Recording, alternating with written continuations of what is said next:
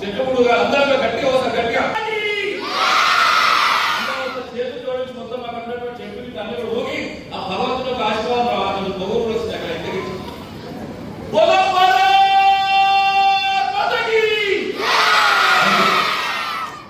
భగవంతుడికి సంబంధించినటువంటి దాంట్లో కానీ చాలా మంది తల్లిదండ్రులు ఇష్టపడలేనటువంటి పరిస్థితులు కానీ ఇక్కడ ఉన్నటువంటి తల్లిదండ్రులు అందరూ కూడా నేను హృదయపూర్వకంగా కోరుకునేది ఏంటంటే ఇంత ఓపికతో నిజంగా చెప్తున్నాం కదా మనం ఇక్కడ కూర్చుంటాం కానీ భగవద్గీత గురించి జపాన్ కానీ అమెరికాలో కానీ వేరే దేశాలు కూడా వాళ్ళందరూ కూడా ఆతృతంగా ఎదురు చూస్తుంటారు కానీ భారతదేశంలో పుట్టిన మనందరూ కూడా ఈ భగవద్గీత అనేటువంటి మన అనుమానం ఉంటుంది కానీ ఈ పాశ్చాత్య సంస్కృతి వచ్చిన తర్వాత మనం ఏదో ఆలోచన చేస్తాం కానీ ఈ రోజు సంతోషం ఏంటంటే సంఘాలలో పుట్టినందుకు భగవద్గీతకు సంబంధించినటువంటి 108 శ్లోకాలు నీ పిన్నలకు చెప్తున్నా కదా నా జన్మధన్యమైనటువంటి విషయాలు కూడా మరొకసారి మనందరూ కూడా కోరుకునేటువంటి విషయాలు కూడా మరొకసారి తెలియజేస్తున్నా. ఇదే చైతన్యం, ఇదే స్ఫూర్తి, ఇదే సంకల్పం పోతే నిజంగా చెప్తున్నా కదా ప్రపంచానికి దిక్సూచి అంటే నా దేశం మటుకు 5124 సంవత్సరాలు కానీ ఇప్పటి కూడా చెక్కు చేతలేదంటే ఆ భగవద్గీతకు ఉన్నటువంటి శక్తి అనేటువంటి కూడా మనం ఒకసారి సోచించాలి, ఒకసారి ఆలోచన చేయాలని చెప్పేసి కూడా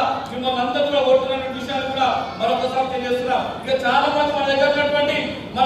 వాళ్ళందరూ కూడా సీరియల్కి అంకితం అయిపోయినటువంటి పరిస్థితి అని మొగల్ రేకులు, కూతురు రేకులు, ఆ రేకులు, ఈ రేకులు, వాళ్ళకి ఏమవుతున్నది వీళ్ళకి ఏమవుతుందని విషయం చెప్తారు. కానీ ఈ రోజు నాకు సంతోషం ఏంటంటే ఇంతమంది అమ్మలు ఇక్కడ ఉన్నటువంటి టీచర్లు కూడా అవన్నీ పక్కకు పెట్టేసి ఈ రోజు భగవద్గీతకు సంబంధించినటువంటి చిన్నాలు చెప్పేటువంటి కూడా చాలా శ్రద్ధగా ఉన్నటువంటి మీ అందరూ కూడా మీ జీవితం నిజంగా కదా మీరు అనుకున్న కోరికలన్నీ కూడా నెరవేరేటువంటి గొప్ప జీవితం యొక్క లక్ష్యాన్ని కూడా తెలుసుకున్నటువంటి విషయాలు కూడా మీ అందరూ కూడా మనస్ఫూర్తిగా తెలియజేస్తున్న విషయాన్ని కూడా మరొకసారి మనందరూ కూడా తెలియజేస్తున్నాం. ఇది ఒక అద్భుతమైన కార్యక్రమం. ఇంత ఓపికతోని, ఇంత శ్రద్ధతోని ఈ హాల్ నిజంగా చెప్తున్నా కదా ఈ నాగేశ్వర జవాబు ఫంక్షన్ హాల్ మీ అందరూ కూడా మాస్టర్ మైండ్ అని నా ఉత్తమ మాత్రం ఇది ఒక పవిత్రమైన దేవాలయం సృష్టించినటువంటి నవనీత గారికి, సంతోష్ గారికి హృదయపూర్వకమైనటువంటి ధన్యవాదాలు చెప్తున్న విషయాన్ని కూడా మరొకసారి తెలియజేస్తున్నాం. ఇక్కడ ఉన్నటువంటి ఉపాధ్యాయులు అందరూ కూడా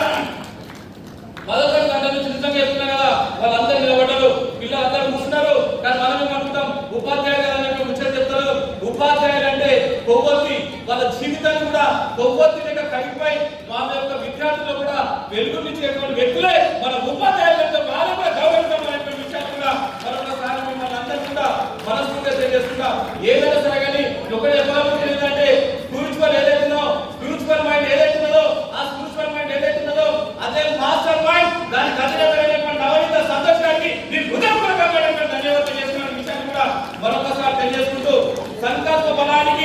సంకల్ప బలానికి సాహసం తోడైతే